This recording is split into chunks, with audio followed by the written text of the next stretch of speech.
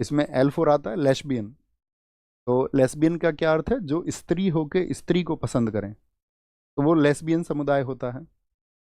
ठीक है। G4 क्या होता है आपका? गे, यानी कि जो पुरुष होके पुरुष की प्रवृत्ति को पसंद करें। ठीक है। फिर T4 क्या है? T4 है ट्रांसजेंडर। अब ट्रांसजेंडर क्या होता है? यहाँ पे बड़ी इंपॉर्टेंट बात है। ट्रांसजेंडर मतलब वो होता है आपका, जो आपका हम ये कह सकते हैं कि जन्म के विपरीत व्यवहार करे। मतलब ऐसा था कि लड़का था लेकिन एक्ट लड़की के जैसे हो गए, लड़की थी और एक्ट लड़के के जैसे हो गए। ठीक है। क्यूयर, क्यों समुदाय जो होता है, क्यों बोलते हैं उसको? मतलब जिनको पता ही नहीं है। ठीक है। इसमें B4 बाइसेक्सुअल है, जो पुरुष और स्त्री दोनों को पसंद कर लें। तो इस तरह से समुदाय हैं। और इन ये मुस्कुराने की चीज़ नहीं है साथी। मुस्कुराना इस बात पर क्यों? ये तो बाय डिफॉल्ट होता है ना। हो सकता है आपका जन्म ऐसे ही हुआ होता।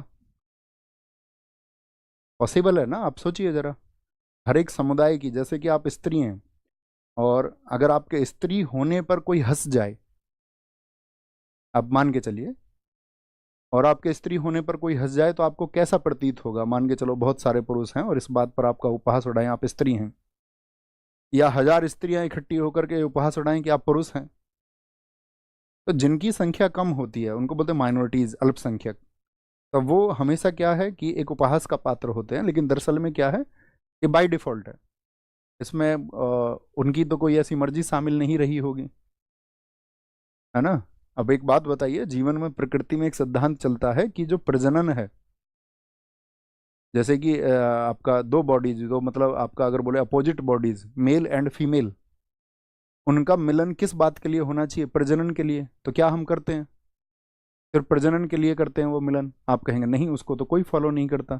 तो प्राकृतिक सिद्धांत, जो नेचुरल प्रिंसिपल्स है, उनको फॉलो तो कोई भी नहीं करता है।